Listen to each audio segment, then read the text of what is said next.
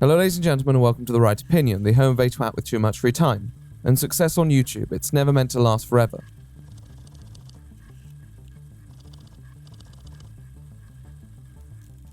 Mosh is homeless. Super homeless. Yeah. So YouTube is an inherently unpredictable platform whose model makes it very hard for creators to necessarily predict their success. With the rise of a YouTuber as a cultural phenomenon, there are more and more people who say they know how it all works from the inside out, and that if you just listen to them, you'll have 1 million swooning subscribers in no time at all. This then beckons the question: if the formula to success is so identifiable, why do so many channels that seem designed to exploit those formulae eventually fail? For every TikTok from a virality coach revealing the secrets to blowing up on social media, very few will tell you what happens after. Whether it takes minutes or decades even, people lose interest. We're always evolving or sometimes devolving as humans, and the content that you or I watched 5 years ago will often hardly resemble the content that is watched today. Although possible, a very minuscule amount of channels can consistently reap the benefits of an evolving landscape. When you establish an audience with a certain brand of content, the algorithm is always going to be associating you with that, and deviation from that route can often backfire.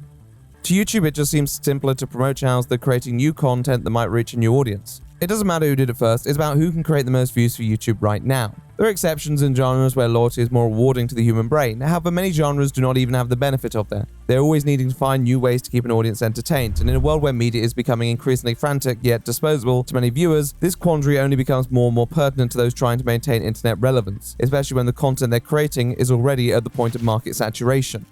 From the last known sightings of people that mysteriously disappeared to inexplicable road accidents and ghost sightings. Join us as we count 11 mysterious videos that can't be explained.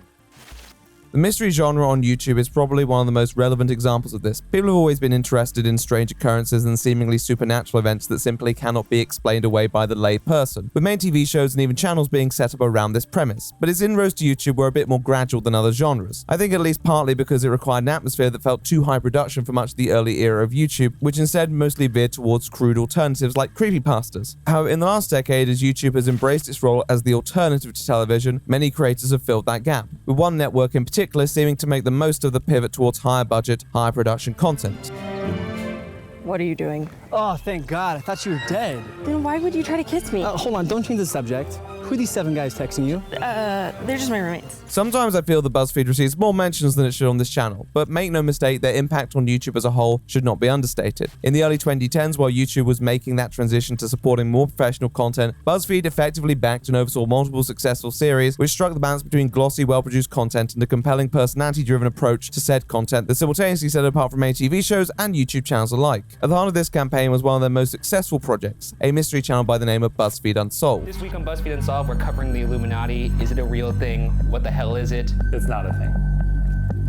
All right, approach it with an open mind. Let's get started. Great. BuzzFeed Unsolved, also known as just Unsolved, was an investigative series conceived and created by Ryan Bergara, starring himself and co-host Shane Madej, with Bergara being there from the start and Madej joining the ranks shortly after its launch. In this setup, the two co-hosts utilize a believer-skeptic dynamic, with Bergara being more convinced by the paranormal and Madej opting to advocate for explanations grounded in reality. Like many other BuzzFeed series, it didn't take long for the show to become a massive hit with audiences who enjoyed the often morbidly curious subject matters and the interplay between the two anchors guiding them through these atypical tales. I hate this. This is sort of beautiful. I didn't even get to do all the things on my bucket list. Shut up. You shut up. Throughout its approximately 5-year lifespan, Bergara and Madej's project accrued over 5 million subscribers and 1.5 billion views on YouTube, with additional traffic from the series' distribution on streaming sites. It all seemed to be coming up roses for the Unsolved channel and those behind it. However, Bergara and Madej seemingly had bigger plans, and in 2019, they announced they would be breaking from the Buzzfeed brand in the coming years to launch their own channel with colleague Stephen Lim, host of an arguably even more successful Buzzfeed series. Not too soon after, their independent channel Watcher was launched, promising more antics while also more creative freedom to pursue challenging and interesting media. And in 2021, with Madej and Bergara fulfilling their obligations over at Unsolved, they had all the time to do just that, all the time to dedicate to YouTube. So how would that turn out? We messed up. A lot of you spoke out with extremely valid comments and concerns, and we want to take the time now to address those. We've been reading the things you've been saying, and we're sorry for the way we handled this, as well as the way we communicated it. Is anyone else experiencing deja vu? Well, hold that thought, because today we talk about the unsolved mystery of three men who couldn't quite seem to consolidate the former success they experienced, the almost career-ending lengths that drove said members to recapture it, and a rapid course correction that almost seemed too neat to fully let go. To all those who made it this far, let's look underneath the surface of this mystery and see what else we can find. Are you ready? No? Well, too bad it's my channel. I'll see you in the next part. There are many stereotypes in this world. Scottish people play the bagpipes, Canadians eat maple syrup, and Germans love a good visit to the port of beer in Devonshire. But the one that yours truly hears the most is, "You posh British people and your extensive vocabulary, you sure sound smart." Sound is the operative word here, folks. Just because you sound smart doesn't mean you are smart. Truth is that I don't know what's going on half the time. For all you know, I might not even be British. But if I genuinely don't know the difference between my arse and my elbow, I need to work overtime to maintain the facade. All posh British people do. That's where Grammarly comes in, the writing partner guaranteed to make you sound organized and proper, even when that is not your forte. Communication is one of the fundamentals of the professional struggle, and always helps to have a little support at your fingertips whenever you write. Oh look, here's a happy customer right now. Good day, my name is Sir Nige Horace Pinto. I make a lot of money and have many women. When I am sending off my business emails that make me all that money, I always use Grammarly, so people give me even more money than they would otherwise. Here is one of my emails before, and here it is after. A transformation, complete in less than a minute. Great job, Grammarly. You successfully helped me hide my resentment for Dave. Grammarly is also versatile and provides personalized suggestions to make sure that you can still be yourself. As you can tell, you often need a different tone when sending a message to your colleague, per se, or your grandmother. Look, she has my inheritance. The point is that Grammarly understands these nuances and helps guide you to that reasonable medium. So take it from me, a satisfied customer, but not just any satisfied customer, the Sir Nige Horace. Thanks, Nige. Look, people, that guy's awful, but now people think he's the Archbishop of Canterbury, before the recent resignation, all because he has been given a posh accent. Now with Grammarly, he's a force to be reckoned with.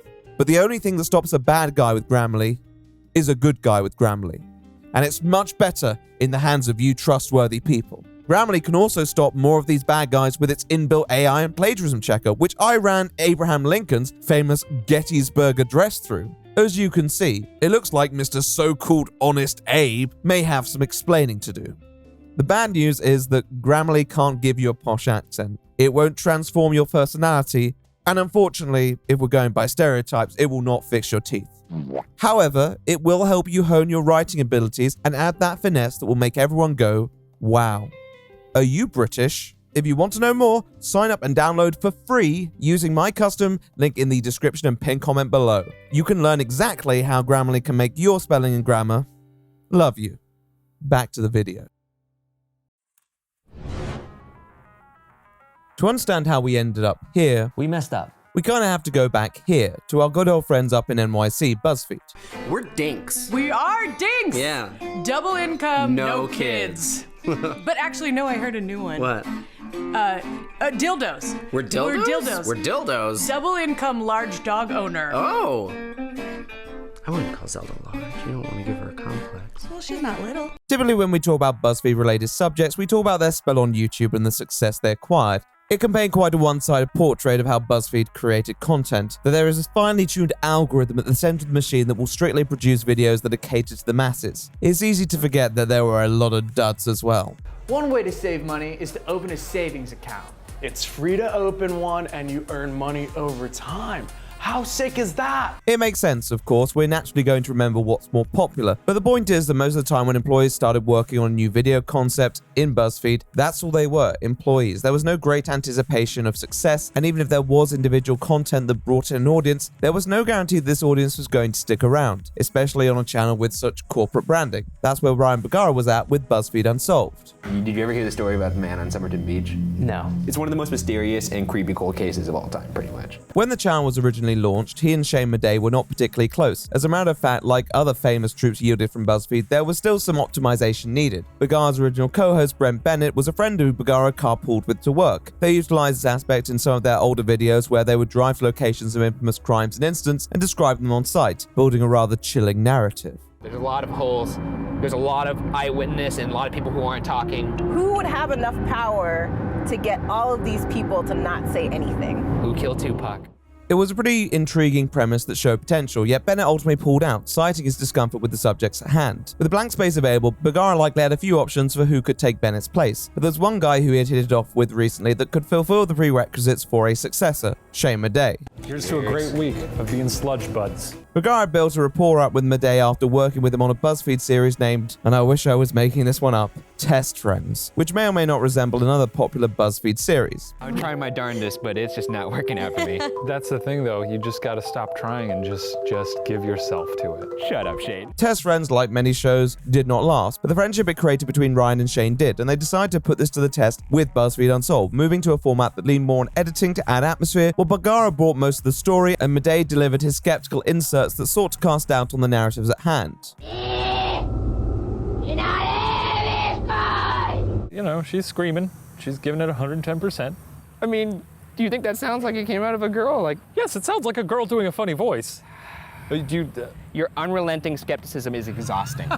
Regardless of where you stood on the skeptic-believer spectrum when it came to the supernatural, you likely had someone advocating for you in each of these stories, while also having someone challenging you on the values you hold. The editing and music now brought an atmosphere that was not there prior, and Madej seemed a more effective fit for Unsolved because of how aggressively skeptical he was. It was a smart dynamic that cast an ideologically broad net because a large majority of people would likely fall somewhere in between the two, and even if you didn't, you could often be drawn in by the likability of both of the individuals on screen. Now we're heading into the belly of the beast. Fuck me, dude. We're goners if we find this guy. That's not scaring you right now? Shut your stupid mouth. Bagara possessed this earnest emotional connection with each of his stories, no matter how absurd in principle they seemed. He'd always deliver them with a commitment and respect to the source material, and Madej would come in and counteract that sincerity with a sardonic comment that could very easily push the boundaries of sounding smug or self-satisfied, but always seemed to invite engagement from Bagara, who never appeared to take it personally. This allowed for open conversation, even when they seemed diametrically opposed. Both were not afraid to admit when they were wrong, or if there was something they genuinely couldn't explain. By the end of each video, they'd still probably find themselves in different boats, but with greater wisdom on the subjects that they were able to share with the viewer. Although they may not have been consciously thinking they were doing it, they balanced the subject matters with their own egos, being able to tell a story while also sprinkling humor and discourse into the mix. The hotel as a whole seems to be active. Visitors and employees claim that doors lock themselves shut. Footsteps can be heard. Shadows follow you. Shadows do tend to follow you, though. That's sort of how they work. Ryan and Shane could never have predicted this when they sat down to devise these videos. Buzzfeed was designed to create disposable content, yet they had done it. Two Buzzfeed staff members who just decided to chance their own with content turned out to be so perfectly opposed yet complementary. Unlike many other Buzzfeed series at the time, they hadn't just avoided being a flash in the pan, they had mastered the art of a strong draw beyond clickbait. People may have come for the subject matter, but they stayed for Ryan and Shane. Yet as more viewers tuned in to hear their takes on all uncanny and occult, Madej and Bagara came to realize that what they possessed may be greater than what they were being given credit for.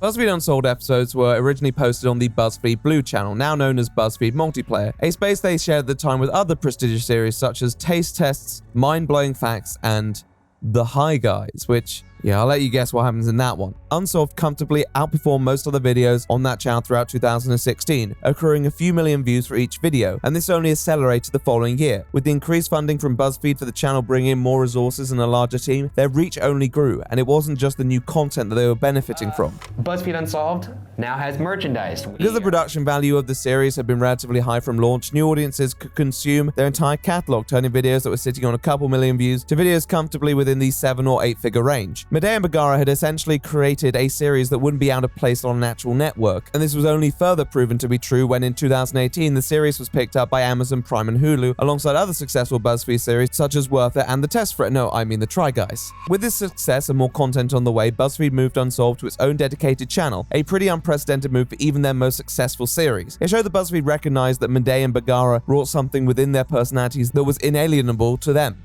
and that BuzzFeed wanted to set it apart and market it as standalone content. And yet, while there was much to celebrate, it did raise a few questions as well.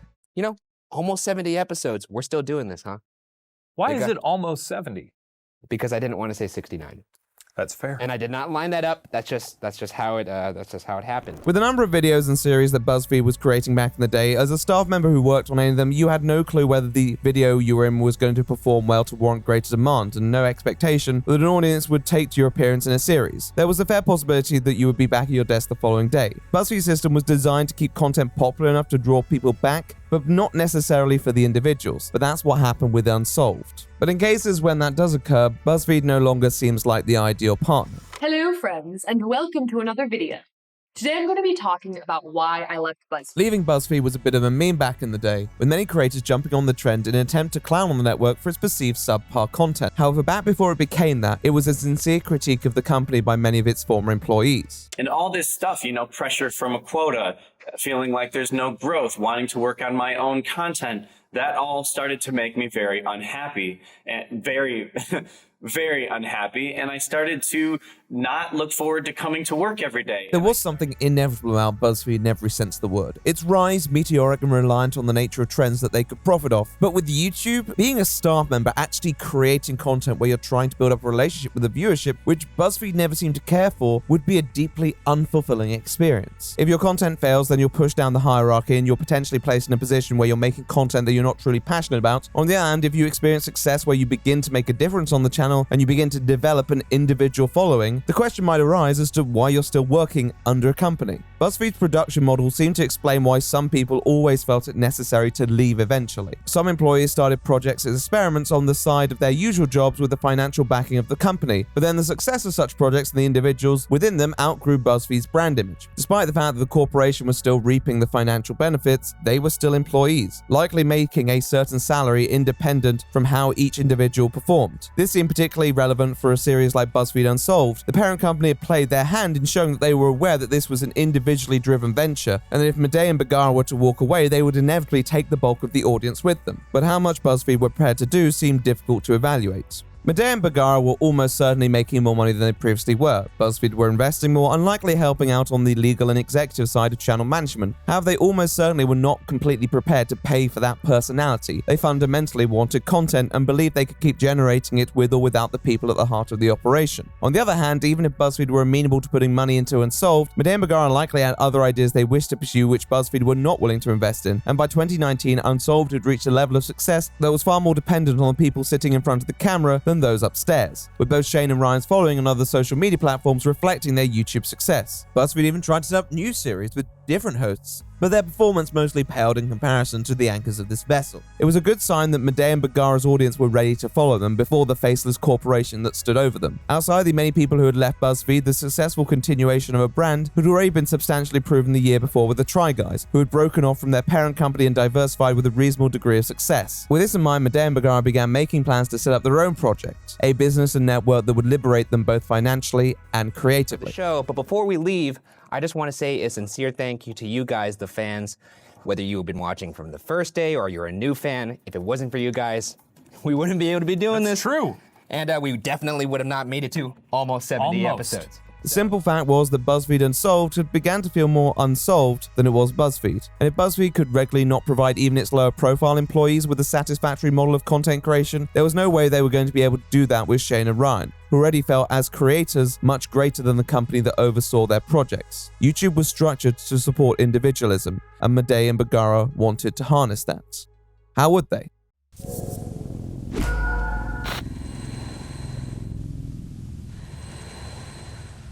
In April 2019, while Season 5 of BuzzFeed Unsolved was underway, a new channel appeared on YouTube named Watcher. However, it wouldn't see activity until the end of the year, with the launch of its own channel trailer, featuring none other than Madej and Bergara, alongside a host of other people in previews for many of their upcoming shows. There were allusions to this kind of project in an interview earlier this year, but this had mostly been kept under wraps for anyone outside the parties involved. So with the previews, it was clear that this had been in the works for a while.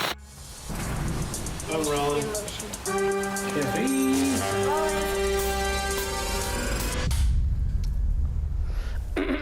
Okay, let's do this. Although the channel seemingly takes its name from an Unsolved episode they worked on at the time, the catalog on offer for watchers seem far more eclectic than Unsolved, and also feature a plethora of supporting characters. Many of those who appear aren't particularly important to this story. However, when you reach the credits, you'll see that there is another name beside our two co-creators. Another name that many Buzzfeed followers have probably been acquainted with: Stephen Lim. Where are we going? We're on our way right now to eat 3 different pizzas at 3 drastically different price points. And we're gonna find out which one is the most worth it at its price. What does the expensive one cost? $135. Stephen Lim was another Buzzfeed success story. His series Worth It featured himself and Andrew Nitsky often squaring off 3 meals of a varying price, documenting their experience with each of the meals and establishing their relative value for money. From its release, Worth It was also a massive hit, and at its peak could comfortably net between 20 and 40 million views per episode. Again, with the backing of Buzzfeed, Lim was able to maintain a high level of production while creating something that felt right at home on YouTube. However, come 2019, it was clear that he sent something in the water too, as he joined Madej and Bagara on their new enterprise. In articles around this time, it was reported that all of them had left their positions as full-time employees at Buzzfeed earlier on the year to work on Watcher, however still had contracts to complete their respective series. It was also revealed that Watcher had been backed by a few businesses and individuals who, according to Lim, had a belief in them and their vision.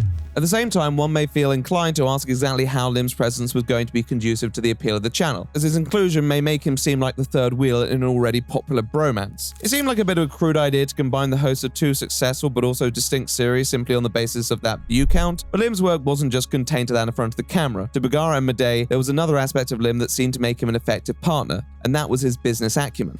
And so I had to make a decision at some point, which was, okay, my job is to make content in addition to doing the business side.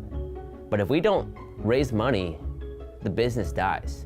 So I have to actually put aside my job as a content creator for now and go raise money. In videos and even in interviews shortly after the channel launch, although he tends to downplay his influence, Lim is the one who receives the credit for handling business affairs. Nevertheless, it was clear that it was a business each member was heavily invested in, metaphorically and literally. Like with many businesses, returns on investment are never immediate. However, with each member's public status and social media following, the launch of the channel would be one of the most vital points of its existence. And the promotional work done by each of the members included social media posts, but also the content they posted on their channel. Another show that premiered last week, this past Saturday, was Making Watcher. Now that's not a regular show, that's a show that we're just gonna release periodically as the company grows. And yeah, that show premiered this past Saturday. If you haven't seen that, go ahead and watch that. I really enjoyed making that show as well. Part of Watcher's journey also seemed to be sharing their story with the viewers, particularly in the first few months. There was a lot of content designed to forge a more personal connection, to try and show that there was enough depth to these guys than just their previous outings. When watching these videos, it's clear that this isn't just a casual side project. It is a fully staffed and resourced business that would focus on multiple domains within the content creation sphere. Despite the fact they were clearly less experienced than your average businessman, it wasn't like they were completely naive to how the money worked, particularly on YouTube. Part of their selling point was that they'd existed within this model before, that they had taken funding from a larger company and turned it into something really cool. And if they could do it once, there was nothing stopping them from doing it again, especially now they had full creative control over the content and the audience who watched them. We came from a place called Buzzfeed. We made a lot of cool content there. We made shows that we're very proud of, but we did feel that it was time to make something of our own, make content that we own. We not only wanted to make a home for ourselves, but we wanted to make a home for other creators, a place that everyone could come together and make really cool stuff and share in the ownership and the fun. So some may call that a studio. That's why we call it a production studio. Although you could see where the Watcher crew may have taken inspiration from others who had branched off from Buzzfeed before, it felt like there was more scope in what Watcher was aiming to be. This was not a direct continuation of these 3 individual trajectories. This was a meeting of creative minds who seemingly possessed a ton of ideas that they wanted to put to the test. In an interview with Character Media, they outlined their mantra as create stuff. The concept that if they just created enough content, then enough would stick the landing to keep people around. If anything, Watcher seemed to be trying to replicate Buzzfeed's own model in a way, particularly with the number of new series they were promising their viewers. Although they may not have said out loud this point, this was about a fully fledged entertainment network. It was just this time they were on their own, a fact they seemed aware of and ready to embrace for the sake of creative autonomy. However, the results would only really show in the views themselves, and although the launch of Watcher was received fairly well, with the social media promotion of the project drawing the attention of hundreds of thousands of subscribers and millions of views, this was still a somewhat artificial continuation from their previous projects, and they needed to see where audience interest lay once those view counts settled. finding content that people would watch for them and not just the concepts. Watcher Entertainment was a great leap for its founders, probably one of the largest for former Buzzfeed employees looking to go solo. They weren't looking to take their brand with them, but they still wanted to retain the amplitude of it. Although it seemed daunting, on paper, they were the ones who had the track record and a dedicated following who were ready to back them. They just had to create stuff. Right? You know, jury's still out whether or not we bit off more than we can chew, but I do feel like we've done everything that we could to the best of our ability to bring you guys the best shows we can, to make the best company we can, and to hire and work with the best people that we can, so.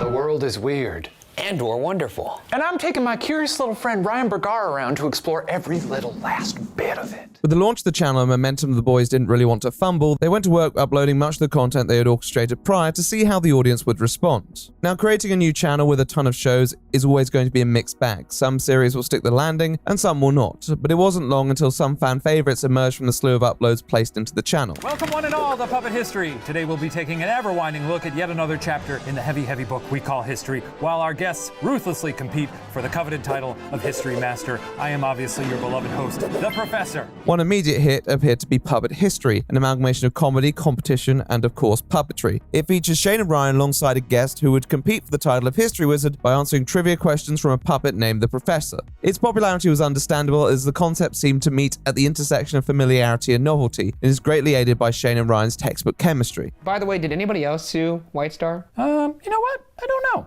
Maybe do a little research next time. I would hope so. You got any books in that satchel? Shut up. The other 4 series that debuted well, Weird One for World, Are You Scared, Top 5 Beatdown, and Too Many Spirits, seemed fresh enough to pique the new audience's curiosity as well, and were renewed for further episodes. Medea and Bagara's Tourist Trapped also seemed to accrue a comfortable amount of views too, but didn't receive any further episodes due to budgeting and scheduling constraints, which they shared on their following Q&A. Oh yeah, they did a Q&A after each Watcher episode where they interact with the audience more directly and answer any pressing questions. This is a good way to bring the crew together and see their rationale behind the content they were creating, especially given that Bagara and Medea still seem somewhat separate to Lim.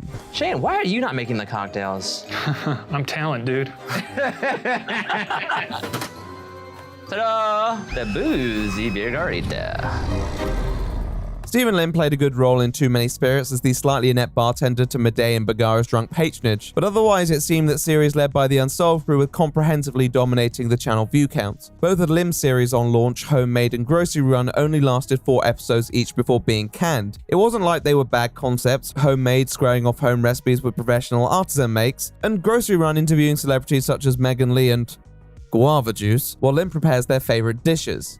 Honestly, they don't seem offensive choices for content, and many of the viewers who did engage with this content clearly enjoyed it. But I think it was going to be an occupational hazard when you're attempting to create a space where 2 very distinct brands of content are trying to coexist. Although Lim's work on Buzzfeed accrued more total views, Buzzfeed Unsolved had a stronger brand identity, to the point where they received their own channel, something that Worth It never possessed. Lim's individual following was also significantly less than Bagara and Medea's, so it was at least somewhat inevitable that he would bring over less people to watch his YouTube channel in its genesis. However, what would it spell for the channel long term when that viewership settles?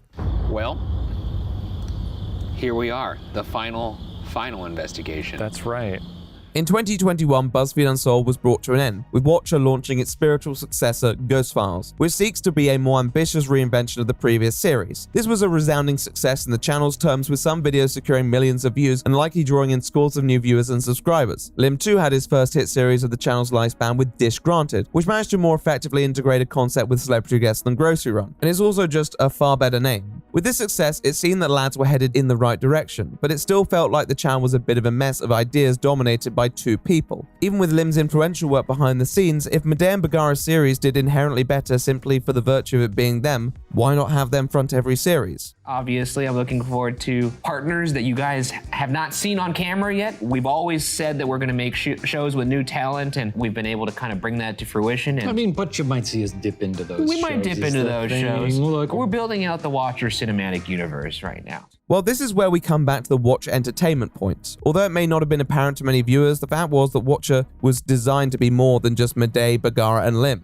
It was meant to be an expansive network where others could potentially come on and host their own series if the ideas were good enough. Nevertheless, they seemed hesitant to start there, more seeing it as a goal to work towards, but when they dipped their toes in the water, they seemed to develop cold feet very quickly. A series in 2022 that attempted this was Pretty Historic, hosted by Buzzfeed alumni Salom Kaplani, which investigated the weird and wacky fashion trends of the yesteryear. The views were lukewarm though, and again, after 4 episodes, it was ceased pretty abruptly. On the channel Reddit page, many criticized the management, the execution, and unfavorably compared it to some of BuzzFeed's worst content. At the same time, there were some who were hoping for a season 2 to see if some of those creases could be ironed out. This wasn't the only example of their attempted diversification though. In the same year, another series, Worth a Shot, was released, hosted by mixologist Ricky Wang, which many fans genuinely seemed to take to, but still struggled to pull a significant view count. On Reddit again, certain audience members stated the lack of familiarity with the host and the lack of interest in that genre contributed to their personal failure to engage with the content. Again, many also hoped he would be given more of a chance to prove himself, and in 2023 the series did return, but to even less views and was subsequently shelved. It seemed that much of Buzzfeed Unsolved's momentum that Madea and Bergara carried over from their previous work was still present on the Watcher channel, but they were struggling to build up a significant independent audience who possessed more flexibility in their viewership. It left Steven and any other member who attempted content on the channel feeling more like a guest than a mainstay, relying on the concepts of the content to carry them through, but never really having that guaranteed stability. If content couldn't break through the immediate audience, how was it going to reach a new one? 4 years into Watcher's venture into the entertainment world, it still felt the channel was relying heavily on Shane and Ryan's content to pull the network through and create returns for everyone involved, investors included. But even that was beginning to feel a little more fragile.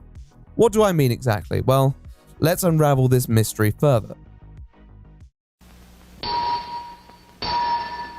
The year is 2024, and let's be honest, content is not having its finest year.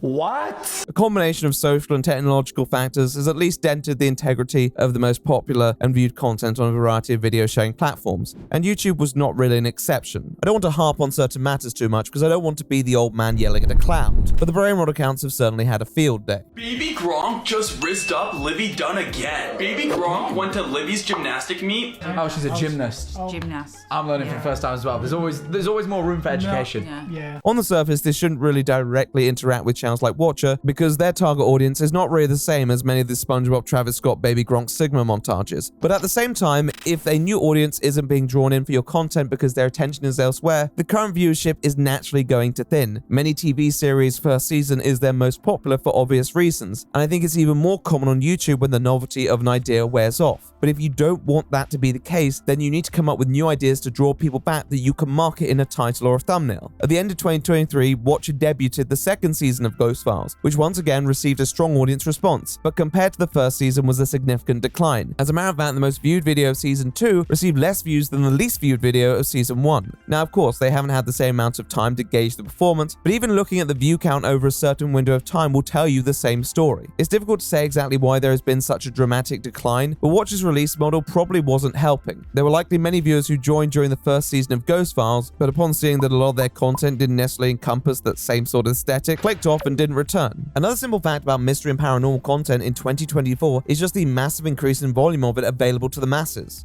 Watcher were now competing with channels and creators who can and would consistently release content covering the criminal and paranormal that actually possesses a production value as well without requiring the swathes of funding. Given that Watcher couldn't guarantee those series on a regular basis, or let alone the same hosts, it probably turned certain viewers towards those channels with more consistency. YouTube subsequently did not promote the new season as much to these potentially casual watchers, and the overall viewership suffered because of it. YouTube's method of content promotion also doesn't help here. Whereas many streaming services have ways to keep evergreen content in circulation, YouTube seemed to be moving increasingly fast when it came to trending subjects. In fact, internet culture as a whole was accelerating. Content seems to be moving faster than ever, and that also doesn't help channels like Watcher, who always relied on slow burn popularity and a strong back catalog. Eclectic content was suffering in general. Companies like Buzzfeed were constantly having to lay people off because their costs had outgrown their profits, especially after losing large creators like Bergara, Madea, and Lim. Nevertheless, seeing all this occurring while possessing a model similar to Buzzfeed might be a little alarming. Other shows were also suffering the ravages of time. Are You Scared had gone from securing a couple million views per video to often barely breaking a million. Series such as Top 5 Beatdown and Too Many Spirits felt like they were meeting the same fate. New series, even the ones hosted by Ryan and Shane, such as Survival Mode, often slowly managed 6 figures, even when they were joined by some pretty prestigious names. It felt like no matter what they were doing, they just couldn't conjure up the magic to propel the channel in the direction that they needed it to go. Now, every channel has peaks and troughs, runs where videos do not perform as well as hoped, particularly when the culture doesn't seem to be in your favor.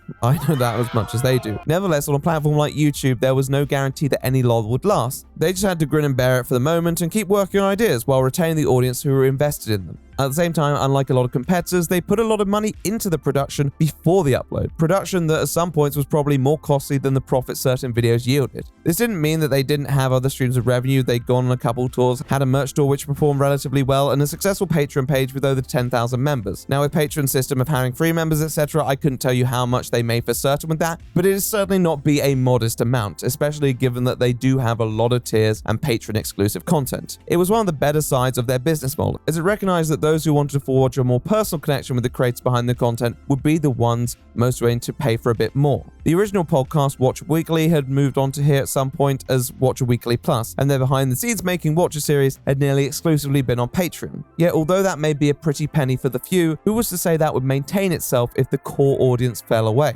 The glimmer of hope was the success of The Files. From February to April of 2024, the Mystery Files series, although again not quite reaching the heights of the previous season, still consistently garnered between 1 and 2 million views. Consistently was the operative word there because it meant that there was an audience coming back, and certainly not an insignificant one either. It was clear that many still found value in Bagara and Medei's style that wasn't found anywhere else, and they were willing to look past the content that didn't appeal to them to look forward to the content that did.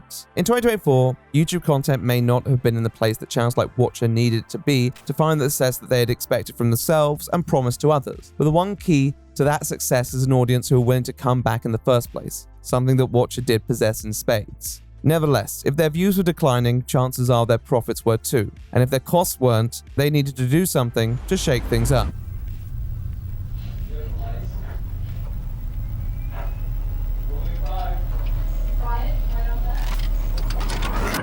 And what they did was certainly something.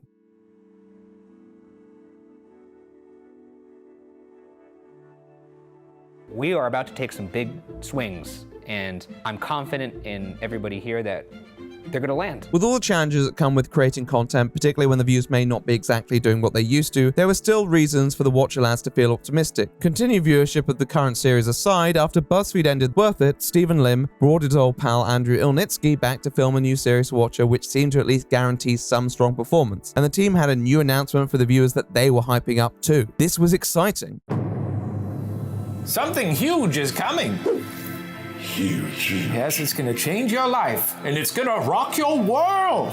And I know what rocks. Yes, Watcher is ready to shake things up. Stay tuned, my friends. At the end of the last episode of the second Mystery Files season, a small segment was published where they teased a future project with a degree of hype that they seldom award to anything. This was not just going to be any new project or series, they really thought they had something special. Over the next week, all members continued to tease what was on the way, with various coded tweets alluding to the upcoming announcement. A page was erected under the domain watchertv.com with a countdown to said announcement. Fans were excited and speculated over what this could be, including a 24-hour streaming channel, a high-budget TV show, or a large bout of old Buzzfeed content. Many, however, seemed to expect some sort of pivot to an independent website with their own subscription service, escaping from the rather restricted Patreon system. Most seemed optimistic about this and anticipated the full announcement. On the 19th of April, Shane Madej, Ryan Bergara, and Stephen Lim finally revealed what this big announcement was in a video titled Goodbye YouTube. As sad as it is to say goodbye to YouTube, it's the right thing to do. If this is my last time on YouTube, then baby, what a life I've lived here on this platform. I grew up on YouTube. All of my heroes were on YouTube. I learned how to be a human on YouTube. Taking a step away from it, it's just tough because I've always really loved and cared about the YouTube community, so it's hard to leave. At the sight of this title, it likely became clear that although viewers were technically correct in their prediction, they hadn't quite accounted for how radical this announcement would be, and the Watcher Entertainment were completely uprooting their current business model. But what would they be replacing it with? Well, I'm so proud of what we've built here at Watcher. My proudest moments have been being able to hire incredible people. It's like growing our staff from 3 to 6 to 10 to 20 to 25. I'm proud of the fans and the community that we've fostered. For anybody who's watched or supported us to this point, truly, thank you. The goal was always to make television caliber quality content. And not just for YouTube, but for you guys. I guess we just hope you guys follow us this one last time. The video itself seems to be a tribute to YouTube and each member's experience with it, opening with a cinematic sequence while cutting to Steven, Shane, and Ryan reminiscing about their time on the platform, before transitioning into talking about their aspirations and plans and how this new venture would fit into that vision. I'm very happy with the progress that we've made over here at Watcher over these past 4.5 years. But it feels like we are just at the point where we've hit a bit of a ceiling in terms of what YouTube is able to offer. I'm not sitting here complaining that is the bed we've made. Everyone has different missions they're marching towards on YouTube. Ours was to make a television show. And, you know, over time, you start to realize like, hey, maybe television shows aren't meant for YouTube. Perhaps we should find a different place that's better suited to the content that we're making and can support the dollar amount that we're putting into each of these episodes, so that we're not constantly running around trying to find sources of revenue to support the model. Overall, between the shots of all the smiling people, the inspirational music, the pride instilled in what they created, and the rhetoric about making something TV quality, there's a real sense of hope that is attempting to be disseminated amongst their audience. But there's still an element of the unknown. Questions about what this website would look like and what it would mean for YouTube. It seems like a significantly large risk, given that some viewers would probably not follow them, and they're likely investing a lot into the website, especially given they're not exactly quiet about the amount they spend on the channel. However, it then transitions to them all seated on a couch, providing a more direct outline of this next step and explaining all the prosperity that awaits on the new platform. Watcher is an ad-free, independent streaming service dedicated to providing you guys the television caliber content that you know and love. The new streamer, I think, is a place that reflects what our content is. High quality series in season form, beautifully organized, ad-free. It's what we were destined to be. Also, the more resources we have, the more time we could focus on making the show better. And every season of that show, I want it to be better than the last. And I'm very excited for season 3, which you guys will see on the streamer. I'm excited about the prospect of bringing on some new talent, some new faces, and making content around them. And, you know, being able to shape some shows that don't always involve us. As the video goes on, although they don't necessarily spell it out to you, it begins to dawn on viewers that actually this project isn't just about leaving YouTube, it's going to require something additional from the audience, other than just following them to a new website. Of course, they articulate all the wonderful things about the website first. It's going to be ad-free, it's going to have lots of audience interaction and engagement, it's going to have new and more ambitious content while bringing in cast members and working alongside past Buzzfeed names such as Ilnitsky. There are so many awesome promises being made here that maybe the brain might begin to wonder, what's the catch? Well, for that, they hand it over to their boy Steven to deliver exactly what that will be. And of course, as I'm sure you've worked out already, if you didn't know, the catch is money. And certainly not a derisory amount either. Steven, talk about money. Yeah, what's this price? You can become a member of Watcher for $5.99 a month or $59.99 a year. We want to keep the price low enough where anybody and everybody is able to afford it, but it also has to support the things that we do here. So that was the number that just made the most sense for the streamer. Yes, you heard that correctly. You can experience a YouTube channel's worth of content for just $6 a month. Now, of course, this was going to be the least popular part of the announcement, and they do everything to blunt any criticism this may generate. They seamlessly transition into the conversation so it doesn't add any drama. Steven then also proceeds to explain the rationale behind this pricing, saying they wanted to make it cheap enough for everyone to access, but also significant enough to give them a budget to work with. Shane then delivers a joke, attempting to lighten the conversation. And look, you can share it, you know, with your friends. That's true. What are we gonna do? Additional attempts to alleviate any growing pains come in the form of promising a beta period where all their content will be accessible while they straighten out any kinks, and also the promise of 30% off any early annual subscribers, bringing the total cost there down to just over $40 a year. There's also the information that they will still be posting premieres and trailers on YouTube, so it's not a complete goodbye to the platform. This is our final goodbye to YouTube. And you know, if it's our goodbye to you, I hope it's not, but if it is, I do want to say thank you for supporting us all along the way. They finish once more with the statement that this will be their final farewell to YouTube. This is the end. They will never return, drawing a firm line under that relationship. This decision presented their audience with a choice. Either follow them to watch the TV and pay for the content they had come to know so well, or choose to be left behind here and miss out on even better content that would potentially take the Watch Entertainment Network to new heights. It was hard to really see what people were going to think given this had all been sprung on them so suddenly, even with the hints and winks. It's been fun. Thanks, guys. Thank you. Out of all of the speculation, it was clear this was an outcome that very few were expecting, and it wasn't just because it was too ambitious to be conceived. It was the simple fact that many of Watcher's viewers merely thought differently of the people who they had come to know over the past 8 years. And when I say thought differently, I mean thought better. Maybe there would be backlash from some for such a decision. However, surely the new income from the new network would help them keep afloat. After all, people wanted their content more than they wanted those $6, right?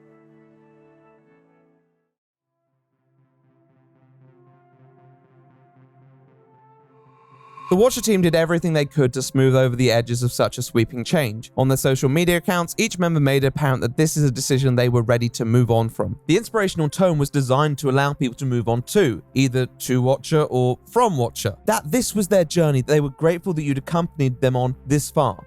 This wasn't a time to be sad, it was a time to celebrate and anticipate the move into bigger and better content. Bergara took to Twitter to clarify additionally that all their old content would still be remaining on YouTube, which is great news, I guess. Coincidentally posting on Twitter 1 minute prior, Stephen Lim uploaded a journal entry to his Tumblr blog that he wrote up the night before. I mean, guys, it doesn't become more personal than that, does it? In this very personal blog, after talking about his personal history with YouTube, he explains that this is a decision he had to make, but questions whether he will succeed or whether this project will fall flat on its face. Well, he was going to have his answer very soon. The inconvenient truth was that all the theatrics and aesthetics could not negate that this decision placed many of their dedicated viewers into a corner, where they needed to make a decision to pay money or lose content. And if there's one thing we know about humans, and most creatures in general, is that they do not like being cornered. It costs a certain amount to make content in the way that we do it. Watcher probably knew there would be backlash, but they didn't really anticipate the extent of it. In a New York Minute, the comment section was swarming with viewers outraged that they were presented with such a choice, and being treated in such a way after all the support they had lent to the channel over the years. To be fair, it was somewhat flattering that people cared this much about their content. But it wasn't going to be good news while the team gauged audience response, which was almost entirely negative, at least in the comment section. Inspirational tone aside, the impression was the same. This idea that these guys were just going to leave you behind and move on to better content that many felt they simply could not afford. You can become a member of Watcher for $5.99 a month or $59.99 a year. We want to keep the price low enough where anybody and everybody is able to afford it. This was a remark that irked a lot of people from the off. Although the Watcher crew presented it as being considerate, many just thought it was ridiculously far off base from the truth. Now, yeah, $6 a month or $60 a year isn't necessarily an overwhelming amount on its own to some people, but I think the context is that right now, many are still reeling from a cost of living crisis, with wages not being able to keep up with inflation. This yields a degree of fiscal uncertainty that cannot be gambled with. Many likely already have subscriptions for far more expensive media platforms than one YouTube channel. We also have to acknowledge that $6 a month is actually a fair bit more to many people in less developed countries, people who will never be able to afford it. It feels like Watcher did not really think about how people would be affected by this. And that's the second point, the fact that many did take it personally. There's something about the Unsolved fans, the dedication, the intensity is just on another level. That's everything, right? That's to be able to know that you're able to impact people's lives like that is everything.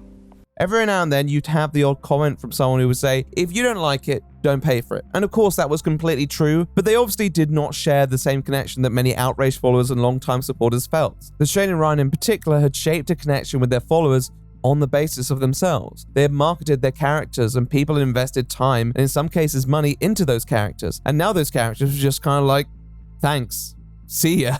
In many audiences' minds, there was little way not to take this decision somewhat personally because the guys at Watcher have made this a personal venture over the years and drawn people in with that story to rely on their support. People also harped on the fact that Shane in particular was always quite vocal with political opinions that seemed completely contradictory to a move like this. People who thought they knew Watcher, this decision was logically intangible. I'll tell you, when Gen Z starts lopping people's heads off. Lopping people's heads off? Why would they do it? Why would they do it? Why? They're gonna. For what reason? For many reasons, Ryan. Am I missing something here? I'm just telling you, we're on the menu.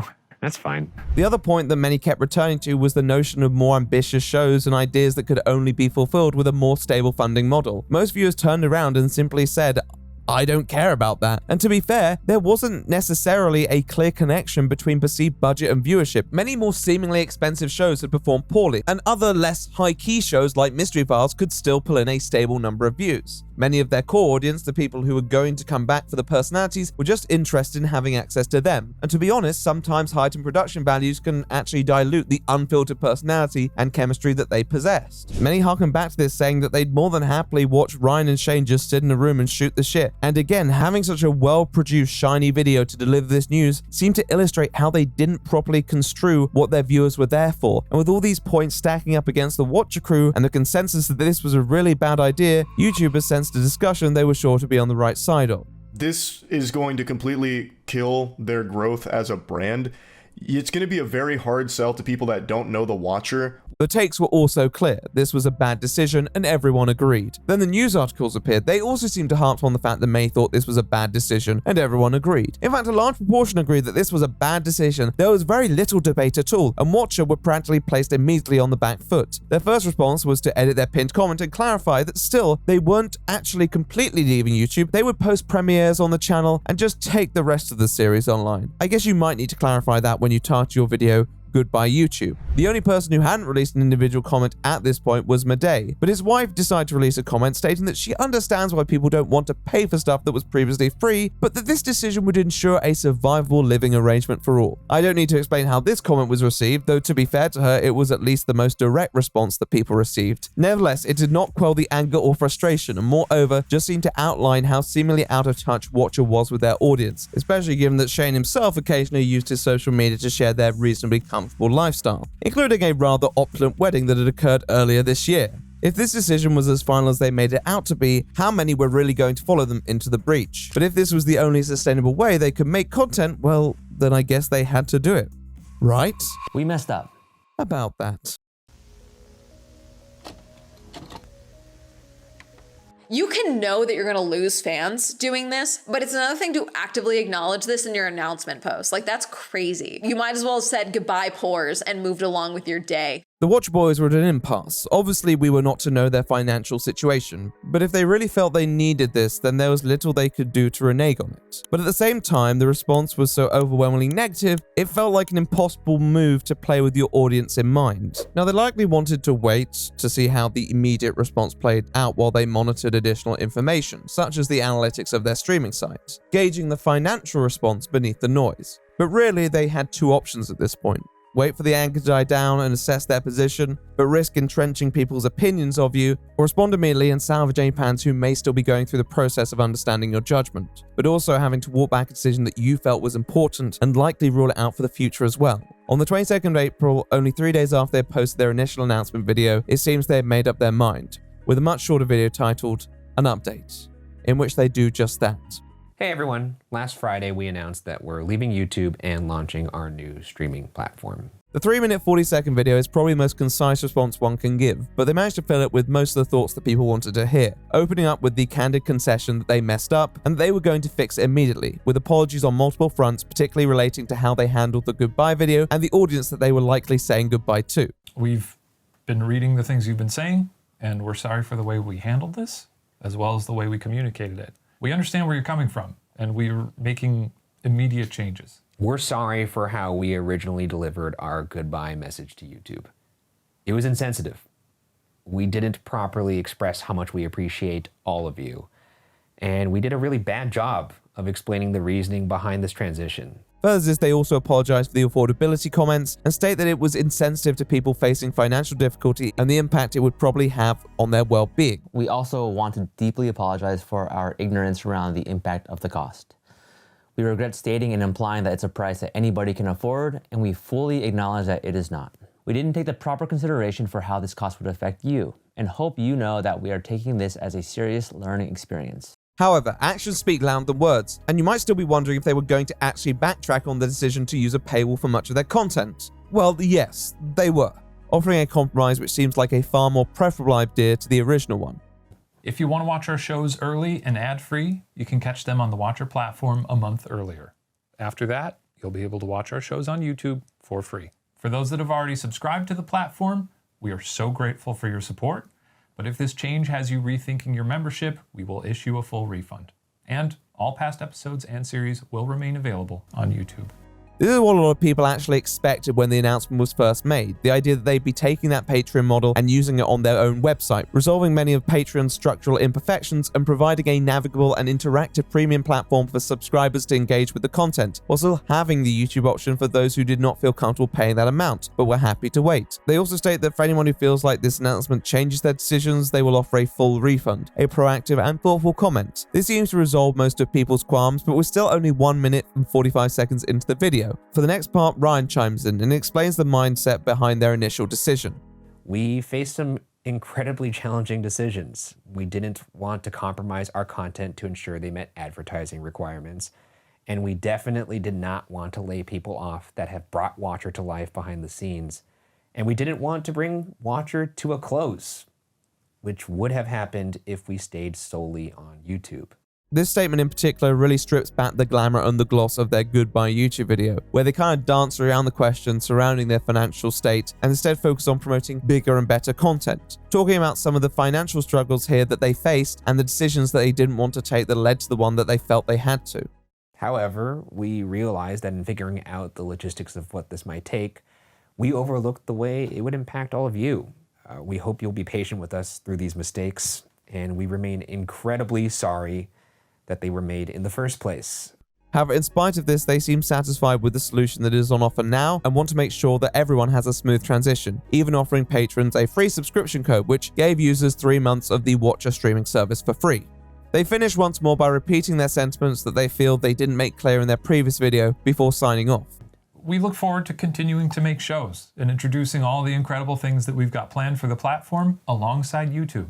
And in the meantime, we are forever grateful to all of the people who make up our community, and we hope that you consider joining us in this next chapter of our journey, whether that's on YouTube or on the platform. Thank you. Overall, the video seems to convey the points that people were hoping to hear from them in the response, as well as offering action and solutions that would keep content accessible for those who felt priced out by their previous proposal. Many people commented on this and commended the three for swallowing their pride and tearing up thought-out plans for the benefit of the viewer.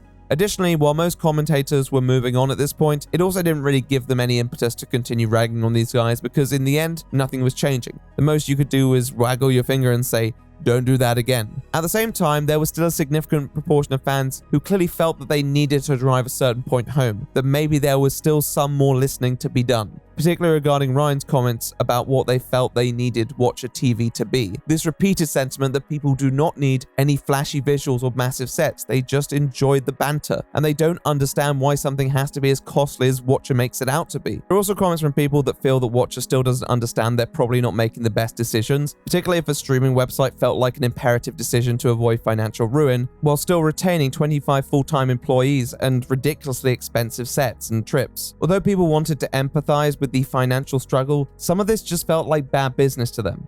Amongst much of the criticism, it seems that the Watcher crew had understood their folly and decided to rightly walk back their decision to make their content exclusive for paid members. However, although nearly all the outrage died out pretty quickly, it felt that some were still skeptical as to how necessary their decision was, when the content they wanted shouldn't require this lofty vision that each member kept presenting as an inevitability. For a channel with over 2 million subscribers, God knows how many views, this shouldn't be an outcome, right? In being so supposedly vulnerable and honest, Bagara, Madej, and Lim had opened themselves up to more questions as to how they landed themselves in this position in the first place. What seemed like a moment of greed in an attempt to increase profits began to look like a desperate move from a company who had bitten off far more than they could chew, in a culture that was becoming increasingly cutthroat towards creators. The video showed that they had made a bad decision, but did they understand why? Well, let's talk about that.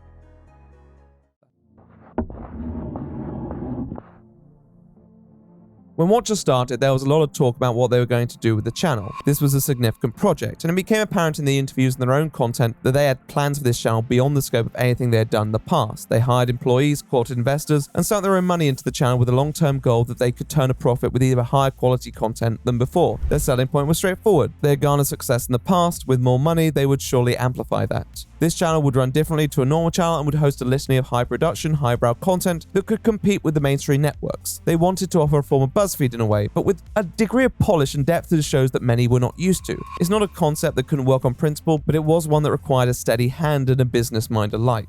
Whereas a collective like the Try Guys bought out their brand with the intent to continue it while integrating some new ideas, Watcher was the plan to create something entirely different with a new brand, new shows, and new hosts. However, with the pressure to provide immediate results to show that this would be a worthwhile investment for all, they did what many people have done and would do and promoted it on their personal socials. Now, when you have personal socials separate from a main business channel, most of those followers are going to be even more invested in what you do than the average follower. These are the people who developed a personal connection with Bagara and Medea's hijinks. That's great. Now they have a core audience base to work with, but they also have a business model, investors, and limited resources to channel into ambitious content. So they also did what many businesses do and test around a variety of content to see what would stick best with audiences and profits. Lo and behold, much of the most popular content was content that featured Ryan and Shane. Can you see where I'm going here?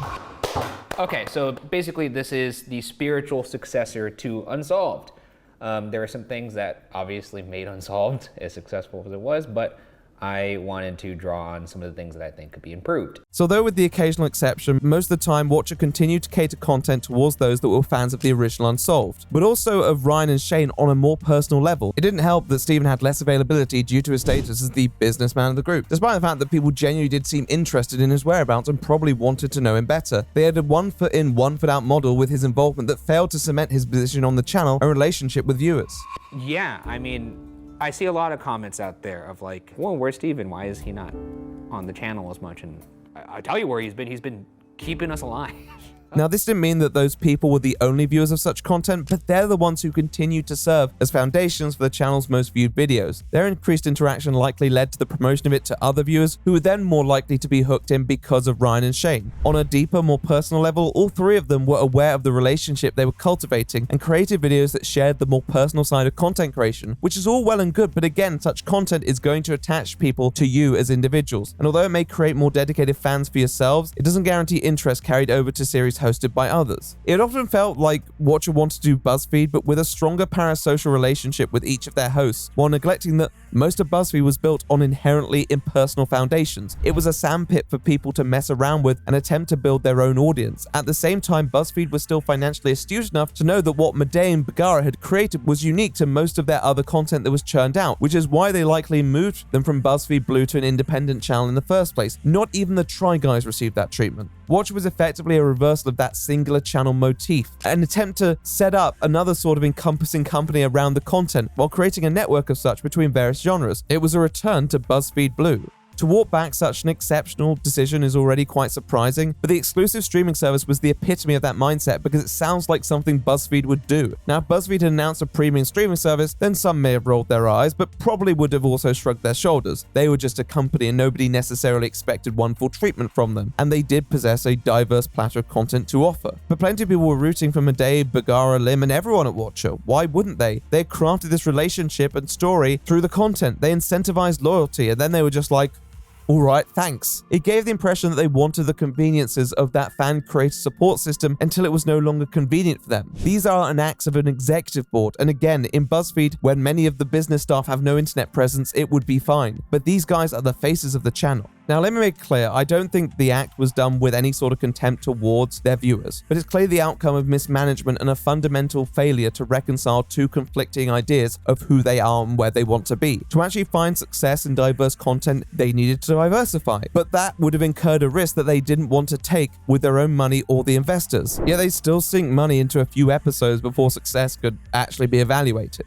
They land themselves in a limbo where they have an audience that they fostered, but an audience that didn't quite represent the brand they were going for. 4 years in, people still primarily cared about the Unsolved duo. When the three of us huddled together around my little kitchen table in my apartment, we kind of wrote down the mission statement of just, we want to make a studio or a platform where we could make unscripted television caliber content on the internet. Even in the comment section to the announcement video where Lim, Bagara, and Medea share a similar amount of screen time, where they're all seated on a couch together, a lot of the comments are just addressed to the latter too. Sometimes it's like Lim is barely even there, and other times he ends up being a scapegoat for angry fans because he was presented as the business mind on multiple occasions and clickbaited a few more pricey videos. And it still feels like they're aware of this, yet not doing anything. In the apology video, Lim's screen time is significantly shorter than Bagara and Medea's, almost again giving the emotional responsibility to those that people would most likely resonate with. We hope you'll be patient with us through these mistakes, and we remain incredibly sorry that they were made in the first place. There is simultaneously too much and not enough going on here. This is a brand that has been in a constant battle for its identity from day one, with a degree of pressure heaped on by external factors and people who are trying to be everything and everyone when some of these identities are just inherently incompatible. It's a Jekyll and Hyde audience relationship. They somehow coexist, but can't seem to reconcile each other. And if they don't, they risk self-destruction in which everyone loses. And even with the criticism that's been leveled their way, that's the last thing that most people want. It's bad content management, but it's also just bad business.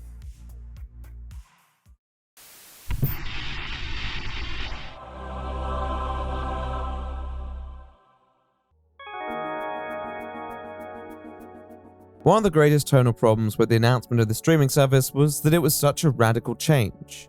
Few really could have predicted it with the expectations that the relationship between creator and audience had laid down to that point. Even if it was remotely reasonable or justifiable, many audiences would never have been on board with it just because it's such a shift from the reality that they're comfortable with. Most people like some semblance of similarity and consistency within the content they enjoy, even when there are changes. And if you do want to create a significant shift, it has to be done in gradual stages so that people accept it as normal. Yet in the moment, they felt it was absolutely necessary to do so. A Hail Mary of sorts. But why?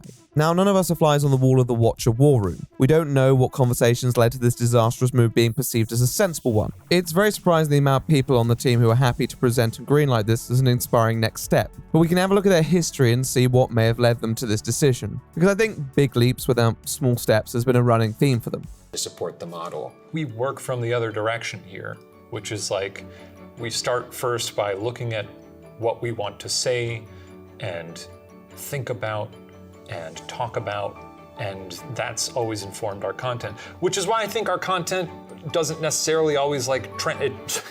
We've trended quite a few times, okay? The streaming service was a strange move in of itself because really such an action should typically be from a company experiencing a surge in success, not a company experiencing a lull in it. This doesn't mean there aren't exceptions and companies have resurrected themselves through reinvention. But this wasn't reinvention, it was just a mere expansion. And for an expansion to work, you need to have the infrastructure. Most businesses and especially YouTube channels work from a ground up model. You lay the foundation, secure the resources you need, gauge audience interest, think of a theme, work with what you can guarantee for a reasonable amount of time, and create content that is sustainable for the foreseeable future. From the start of Watcher Entertainment, the business model almost seemed top-down. They created high-quality content with multiple episodes ahead of time and possessed a confidence that people would inevitably follow into the channel and provide the viewership that would then justify the budget. In their mind, the quality and the exceptional nature of the videos would speak for itself. This model was most apparent with the high turnover of shows, even ones like Tourist Traps, which were effectively scrapped after one episode because of how much it cost. I must preface by saying I'm not a business consultant, but it's one thing to come up with ideas and upload content to see if people will engage in a way that might lend itself to returns, but immediately throwing money into high concept shows most of the time with no pilot episode that had no proper gauge on whether they would turn a profit sounds questionable. Especially with a YouTube audience, there is so much potential to just test ideas without sinking excessive amounts of money into it because people will pass judgment on the basis of a concept or an idea. That's how many of these creators had their start in the first place. You take one look at what they've set up and you wonder who the hell is in charge of such a model. While in many videos, the credit is seemingly given to Watcher's third man, Stephen Lim. I'm very thankful for Stephen and anybody who were to think that this company either doesn't need him or is moving on without him because he's not in videos. It's like quite the opposite. Stephen Lim has a degree in chemical engineering from Ohio State University. He is obviously an intelligent and rational guy who has grafted out a strong career from relatively humble YouTube beginnings, and he deserves credit for that. But his business credentials were not extensive prior to the channel, and when he's spoken about it, particularly during the channel's conception, there's a degree of naivete that one may find concerning. At that moment, how much business experience do you have to that point? None, like, I don't know. But I do like watching Shark Tank, and I like listening to podcasts about how I built this, you know, with Guy Raz. Stephen Lim just went nuts. Listening to every podcast you can that teaches you how to do this. Watching every video you can. Stanford posts lectures from other founders that spoke about starting up companies. I listened to every one of them. I read like every article I possibly could, you know. I reached out to every person it was just there's a lot of stuff that is very boring, and that's kind of what any kind of work is. It's like really caring about the small things. Business podcasts are interesting, and you can learn a lot from books. I'm not saying there aren't people who have created business empires without necessarily the educational background that is traditionally expected of entrepreneurs. However, I did always find these comments somewhat misguided because a true business mind would know that is something you should not brag about. Podcasts and memoirs can give you a rundown of general business practice, they can teach you some great negotiation techniques, but they can't tell you the best steps forward for your specific brand because they don't know about it. They have no clue about your ideas or your audience. They're talking to a million people with your ambition, not you, and the lack of experience felt very apparent. Every Worth It video since season 1 has hit trending on YouTube. It's been 4 years since I made something that didn't go trending on YouTube. One of the first issues that should have been addressed with such a channel was integrating Steven in a way that attaches him to the Watcher brand. And 4 years on, they still haven't managed to entirely do that. Trying to set him up with his own food shows for much of the immediate audience who were there primarily for either Ryan, Shane, or mystery content as a whole had formed an attachment with him was like putting the cart before the horse. And analytics feedback clearly wasn't analyzed enough because none of this changed over the years. If they'd actually done that, half-successful series like Dish Granted may have possessed more staying power. It's a risk. It's a risk. We always kind of thought, like, we don't want to say that we didn't give it our best shot. And if we're not investing the money, if we're not giving all we have, then what's the point? The point is that they've been doing this from the start. It's just concerns mostly remained within niche Reddit circles until they finally made a top-down decision that was so glaringly flawed and detrimental to all that people had to say something. It just fundamentally doesn't work for most on a platform like YouTube, especially when the goal of it seems to be to increase quality rather than to increase revenue. It's noble, but it's foolish. It's weird to put that much money into something that is basically just, I guess, me betting on myself and also on Shane and Steven, and that, you know, that we can make this thing work. To put it in business podcast terms, you may have a tree that you have grown from the most fertile patch of soil, but you need to treat the rest of the soil before you plant more seeds. Does that make sense? I don't know. Half of business podcasts don't make any fucking sense. But my point stands. Watcher framed their decision to go to streaming as necessary, but it was only the result of many unnecessary and frivolous choices that had landed them in that situation in the first place, which really just made this specific decision an extension of that. The result of a dysfunctional business mentality that should have been left on the cutting room floor the moment it rid its ineffectiveness. It just wasn't, and all they ended up doing was revealing to the audience how seemingly unstable and unsustainable their business model appeared. The question remained though, had it cost them more than that?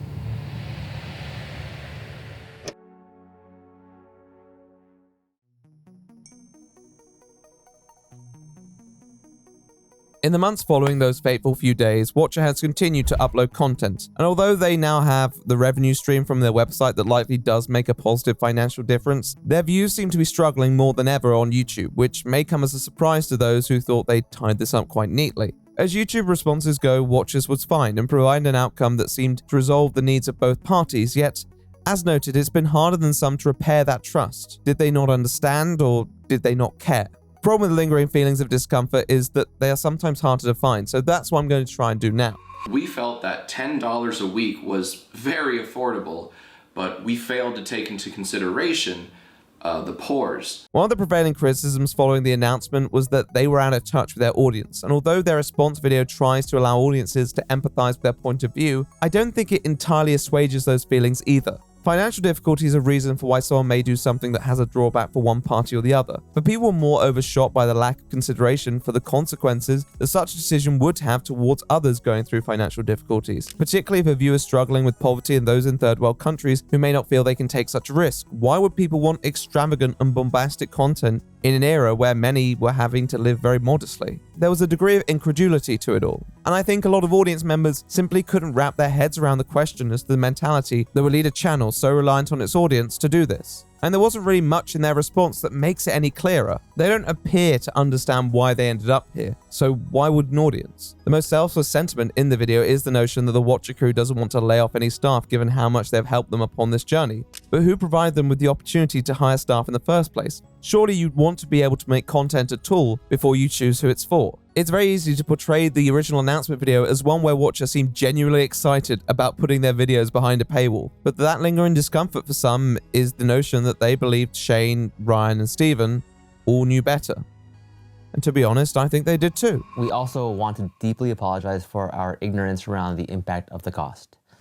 We regret stating and implying that it's a price that anybody can afford, and we fully acknowledge that it is not. I don't think Watcher's decision was made with any disdain for their audience. I don't believe they think lowly of their fandom, even if the video came across that way. If anything, I think they do actually really appreciate their audience, but found themselves at a financial and creative crossroads where they felt they needed to raise funds, but didn't know how to do it without breaking a few eggs. And decided that the least cutthroat way was to ask their viewers to pay, in their mind, a small amount towards it. Now, they also knew that uploading a video saying, "Give us your money," would probably not be well received, so they formulated a plan to make this exciting announcement with lots of groundswell and make it part of the next chapter of the Watcher story, emotionally winning over people so they looked past the crux of what they were asking for. This wasn't just the first time they created a story around Watcher. Hell, their Making Watcher series did just that. However, this time there was more to gain and more to lose. In all seriousness, we really couldn't be more excited for you guys to join us on this next chapter, hopefully.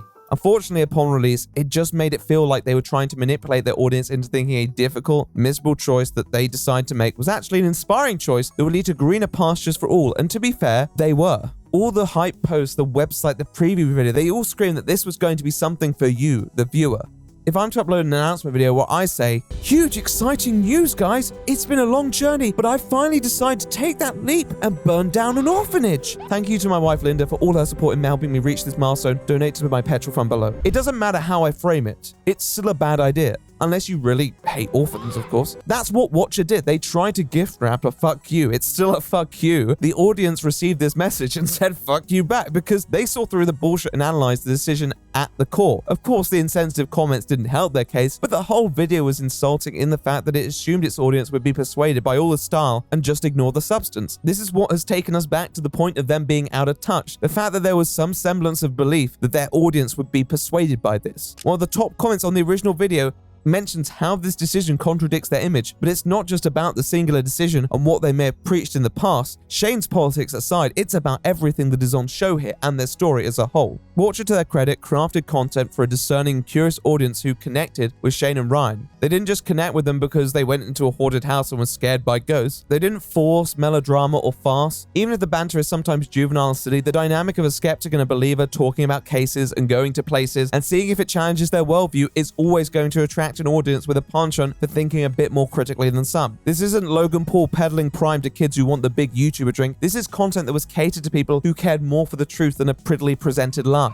If you want to watch our shows early and ad-free, you can catch them on the Watcher platform a month earlier. After that, you'll be able to watch our shows on YouTube for free. Their subsequent walking back on the decision was welcome, but in a way, the response was so clean and concise, the solution so satisfactory, that it left many wondering where this was the first time around. If they really knew better, surely they knew this was the better outcome. It left a lot of audience members feeling an indescribable sentiment of betrayal, not just because of what they were willing to do, but how they were willing to portray it. Business decisions are seldom fun, but people understand that, and even if many would walk away from a channel no matter how they present such a proposal, people would probably have more respect if you were to speak honestly with your audience about the struggles. But to many, it felt apparent Watcher didn't understand their audience enough to be honest with them, and it likely led some to question the previous content that harped on these messages as well, and the story that Watcher had created using this motive in the past. What was the strength of Unsolved? A lot of people would say maybe it's the dynamic between Shane and I, or that it's the balance of horror and comedy. But I always felt like the strength of the show was the audience. I know that sounds cheesy, but it's the truth. The power of that audience and their dedication to the content we were making, really build a community around that was something that I realized this needs to be part of the show. But maybe Watcher's Achilles heel wasn't the misunderstanding of their audience, but the misunderstanding of themselves.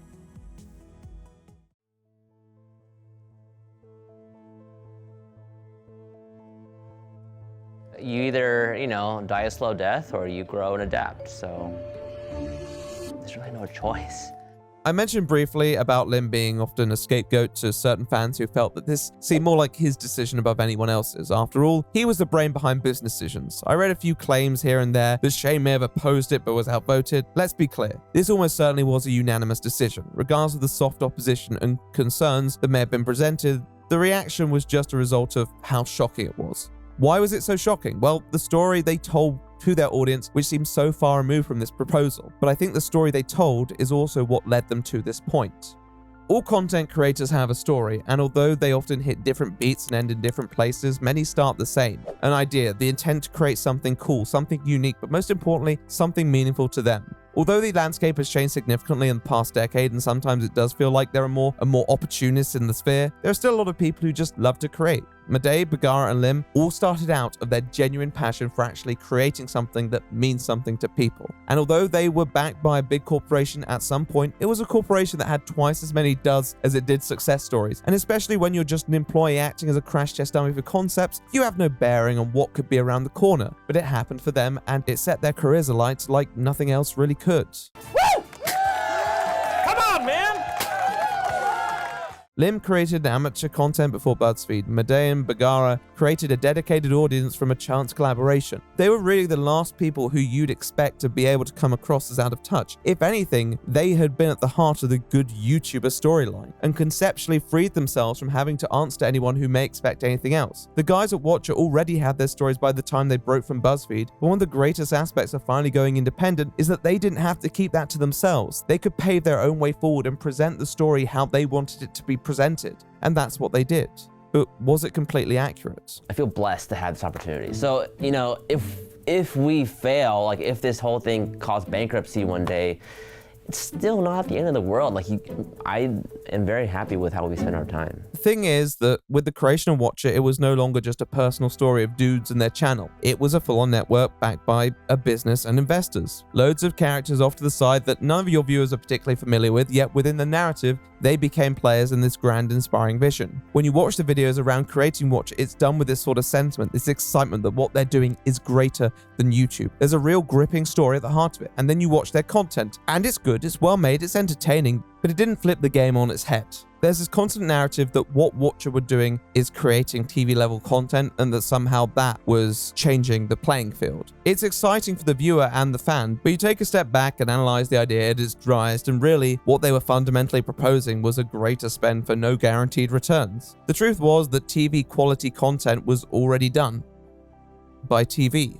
What they were offering was not something that was going to be a lightning rod for their reputations. It didn't mean that they couldn't offer entertaining and compelling content, foster a stronger fan base, but it wasn't going to blow the channels they were competing with out the water because people came to those channels for content that was somewhat different to TV. The most successful content is often built off concepts regardless of execution. If a concept is good, support normally follows that allows you to build on it. Setting down concepts that are not interesting enough to a wider audience will not necessarily improve the view count or the revenue in line with the investment put in. I don't think it would have taken a thinker too critical to point this out, but I think in the moment these concerns were likely lost in the excitement of a new channel and the immediate spike in the following that it drew. However, at least for the advent of a channel, there is always going to be that honeymoon era. It just shouldn't last 4 years. In their response video, there is this sense that this was a drastic decision that they had to take to save the channel. But up to that point, you would have never received that impression. I don't know when the financial struggle set in. They're the only ones who have walked in their own shoes, but failure of business is almost always the result of a run of bad decisions rather than one. I've outlined what I feel were numerous poor choices throughout this video, but they could have nipped many of these in the bud during the first year. Business is part about identifying what works and what doesn't, but they just kept doing the same thing again and again, with the notion that these were big steps in changing content as we understand it. Their viewers weren't often going to be the ones to reality check them in that stage because they heard the promise of more good content and said, yes please. They trusted Watcher to be able to analyze the cost and benefits. It's the YouTube equivalent of offering free ice cream. If they'd held up their hands at any point and said, guys, we're not doing so well, we're not so sure of this, then I'm sure people would have reacted empathetically or offered advice, maybe even financial support if they believed in the vision. But I think Watcher needed to be real with themselves before they could be real with anyone else. The closest they come to admitting this is in their last Making Watcher video at the end of 2023. And then there's also the realities of like where the media landscape is right now. Ad dollars are down, people are struggling, and models are just constantly changing. There was a point at our company where it felt like I had to not share specific information with our employees because I didn't want to freak them out. Again, Watcher, we had to figure out how do we make this a business that works and functions and is sustainable. And yeah, I was scared people would leave. I was scared people would not want to work here. But even then, it's sugarcoated in this notion that they'd made it through and they were going to prevail, foreshadowing the big swings they were going to take. I think because we've done that so much and we have built that resiliency and we have put in systems for greater sustainability, I think more now than ever in any point of this company, we are poised to really start to capitalize on all of that and actually not just survive, but thrive. The truth was that they were enamored, and the positive feedback from the ideas had only persuaded them further with this idea of how great their content could be, regardless of the finances. It feels like they'd reached a stage where they had to justify their own goal of this channel that can deliver a quality unforeseen, whether for their staff, their investment, or themselves, that there is a necessity for what they have established, that they have put money in and hired a workforce for. They needed to always be moving forward, and that's what led them to this. I guess we just hope you guys follow us this one last time.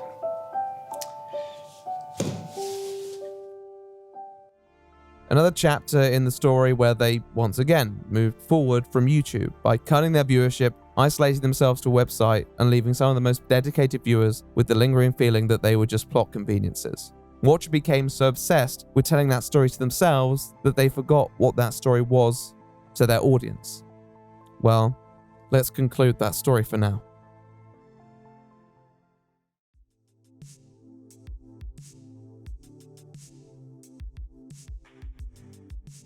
I feel blessed to have this opportunity. So, you know, if we fail, like if this whole thing caused bankruptcy one day, it's still not the end of the world. Like, I am very happy with how we spend our time. The case of Watcher is one that is rooted in familiar grounds. One guy with an idea became two guys with a camera, became three guys with a business. With their success on Buzzfeed, a nurturing but also vampiric organization, they likely asked why they couldn't just do it themselves without the suits taking a ridiculous chunk of the profit. Going off the record, it seemed like an open goal, but sometimes the posts are moved when you least expect them. Okay, let's go. This is so strange. Barely months after they launched, a global pandemic hit and the culture shifted in ways that many could not have foreseen. A lot of plans were probably thrown off, and many of their contemporaries have fared far worse than them. If you've checked Buzzfeed's channel lately, you'll know just as well as me how down bad they are right now, to the point where they often just create compilation videos of their past hits. Buzzfeed's model is currently failing because they alienated practically everyone who made them successful in the first place, not appreciating that a personality is precious, or failing to conjure up ideas that would draw new viewers in. Buzzfeed's failure should have been a stark warning to all those who are trying to replicate that style, even those who had far more going for them. Although Lim, Bagara, and Madej had pioneered their own respective genres, countless channels were doing them and their novelty had worn off. YouTube didn't care about what they had started, they were interested in the channels best poised to continue those trends, which at the time wasn't their style of content. With that said, the lack of virality doesn't come with the lack of respect. Sure, come 2024, the boys weren't having the greatest year in views and YouTube ad revenue was probably down, but they had fans in spades and all they needed was a couple good ideas and some careful financial management to see them through. A spot of fiduciary troubles was probably the wake-up call to change and evolve. Instead, they had to go through this painful and ill-advised experience to realize that they lost people who probably really cared about them. And that's a damn shame. Everyone's YouTube career has to peak somewhere. Virality is inherently fleeting, and although some seek to present these notions as pliant and malleable, the simple fact is that if they were, there wouldn't be so few YouTubers who've managed to consistently pull a viral number of views over an extended period of time. Eventually, people become used to you, or just look for something that you feasibly can't offer. It's not fun being in that position when the powers that be seem to work against you. You could be making in your mind the best content of your career, investing more than you ever have before, using your extensive experience that you've built from all your successes and fuck-ups, all while acquiring a fraction of the views that your most popular videos receive. There is no great short-term correlation between quality and view count, especially in slop areas when you look around and see people doubling your views with half the effort. However, when views are down, it's the people who care about you most that are still around, who will recognize that care and heart. And as long as you have that core audience by your side, you can weather the storm that are those lulls in view counts, and emerge when you have some good ideas with the zeitgeist on your side. When drama occurs, ultimately what commentators and spectators say is not really the main concern in the long run. They'll turn their attention elsewhere. It's that core membership that will always hold the most influence on your ability to rise from a situation. Bagara and Madej in particular enjoyed that loyalty with the Unsolved channel, so why would they want anything else? Let alone what they actually chose. Attempting to create an entertainment network while still trying to balance individual personalities and brands seemed like a paradoxical goal regardless, but the steps needed to even begin working towards the attainment of such were never taken. They need to transition from just being the Buzzfeed Unsolved guys with some side projects to a channel where each member had the same potential to draw in an audience, but they never quite did that, more just creating series as if they were still on Buzzfeed, ignoring the fact that Buzzfeed worked because nobody actually cared too deeply about the channel itself. A quantity over quality model that was versatile enough to allow diversity of genre, where they could just build what they wanted wherever. Watcher wanted to do quality and quantity with their create stuff mantra, not appreciating that this meant diversification needed to be built off pre-existing relationships and not just thrown out there like their former employers did. In time, this yielded an identity crisis and an audience whose interest and engagement were split and lopsided. When confronted with this, they needed to identify and broaden their appeal carefully, but they just continued as if they thought that all they needed to do was release enough content for that to change. And it's a gamble. Like, you know, every place you move to that's an upgrade is a gamble because you're hoping that the business could sustain the growth that you're buying for. At every turn, it was clear that Watcher wanted to outgrow its shortfalls, not appreciating that the largest growths often come with the largest deficits. I don't think Madej, Bagara, or Lim seem like arrogant or complacent people, so I don't think it was an individual character flaw that led them down this road. But I do think there was some greater narrative that all parties were interested in fulfilling before actually taking in the reality of the situation. It feels like they were taken in by the thought of doing something big before they questioned how they were going to do it. When it comes down to it, end of the day, why not? That should be our slogan. Why not? That's what likely led to Watcher's fateful April decision, but also what made it so disastrous. It was one that in their minds continued their great story of growth, but to the fans completely betrayed it. One that told viewers that if they didn't have enough money, they would just not be a part of that narrative anymore. It's a comparably mild mishap for all the shit that goes down this platform, but it's also one that most effectively disillusions an audience and their perceived relationship with you. Maybe they realized that the Buzzfeed model wasn't sustainable anymore, but without that YouTube platform, they would just be another network without any notable shows to their name. I'm not doubting that a lot of money goes into series like Ghost Files, but the high-budget crap most streaming sites put out on a weekly basis will make it look like the Blair Witch Project. One thing I learned the hard way is that if a difficult choice seems inevitable, maybe look at the decisions that led you there and ask yourself if they were too. We have a lot to learn and a lot to move toward, but I'm very, very proud of where we've come so far. And I never want my ambition to overtake the satisfaction and joy that I've had making this job. I hope Watcher can rebuild after this stumble, but as always, they will probably need to enact some changes and actually reestablish trust with audiences who have felt let down by them. However, when they do, that success will be built upon the backs of people who have stuck with them through this, people who care, people who were there from when it was just crew production values and minimal editing, the people who bought merch, went to the tours, or the people who just listened when they were commuting to work or watched on the breaks in the middle of their night shifts or while they were drawing some art to pay the bills or taking a shower, heading to sleep. 1,000 of those people are worth more than any fucking paywall because they're the ones that will be their next video. They don't care about the budget and they never did. You had 30 million views when you were just two dudes in a room. The people who care just want to see the people they love be themselves because that's what's meaningful to them. Virality and YouTube success may not be forever, but the impact you leave with those who have grown to find comfort and solace in your videos will, and you can never put a price on that. And certainly not $6.99 a month. I think a lot of times when you're creating something, you get so caught up wanting to make it as good as it could possibly be that you forget what the show can mean to people. Thank you. Yes, that was the video. I hope you guys enjoyed. I want to give big thanks to a lot of people, starting with the editors, as always. They did a great job. They always do a great job. Hopefully they did an even better job this time than the time before. All their credits will be in the pinned comment below if you want to go and check out their other work. Many of them have many other projects, I promise you that, and many of them are open to work as well. I want to give a big thanks to everyone who helped out on production this time. It was a bit chaotic due to illnesses. I guess it's that time of year, but thanks to Jack, Harley, Gabe, and thanks for working together and finishing off this project. Thanks to Isabel as well for doing the outro, and Starfo on the thumbnails, and Jack on the music. I already mentioned Jack, but you know, a man of many talents. I also want to give big thanks to the patrons, all on screen right now, but also a special thanks to my $50 patrons, Seri Tish and Hypercube. Thank you so much for your continued support. It means a lot to me, and hopefully this little gesture of gratitude can reflect that. A big thanks to the sponsor of today, Grammarly. As a person who loves grammar, it's a good app, a good corrections app. I broadly approve of it, which is pretty much the highest endorsement that you can receive. I'm not sure there's too much else to say. I hope you are having a nice Christmas or whatever corresponding holiday you're celebrating right now. If you're not celebrating, if this isn't a fantastic time of year for you, take it easy. Do something nice for yourself. Take care all. I'm The Right Opinion, and I will see you in the next one.